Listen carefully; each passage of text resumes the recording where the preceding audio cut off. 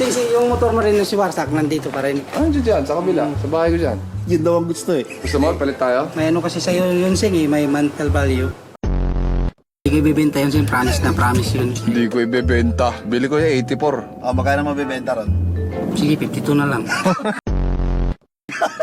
Gagamitin mo yun pamalengke sa ano, sa Big Roy? Tangin, nakakayanin mo pa ba yun? Kaya Oo, yun, Sing. Duty nga ako dyan, 48 hours eh. Lunes, Martes yun eh. Ano ba trabaho mo, CCTV? Ano sabi ng tita mo sa'yo ngayon? Dinilit ko na yung account ko. Tuwing nagpo-post ako ng picture natin yung kumakain tayo, Sing. Sinasabi sa akin na nasisiraan na raw ako ng bait dito sa Manila. Gumagamit daw ako ng AI. AI ka raw. Sabi? Oo, totoo. Sabi Babasa ko ko din sa'yo. naman AI kami? Hindi mo alam pinansin. Dinilit ko na yung malala. account ko. Account yun din. Dapat comment lang ah. Grabe ka magtampo sa social media. Nagdi-delete ng account.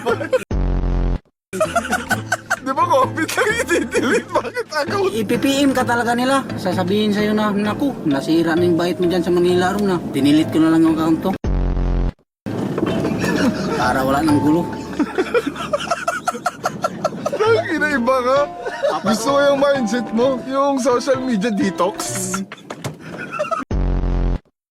Hindi, kisa masira ulo mo kakatingin sa social media, hindi nyo maaalis ang focus ko ngayon. Sabi ni Aaron, nasa magandang ano ako ngayon. Yung headspace ko, maganda mundo ko ngayon, di ba? Hindi, in fairness naman kasi, baka ilang beses mo na rin kasi sinira yung bod nila dati.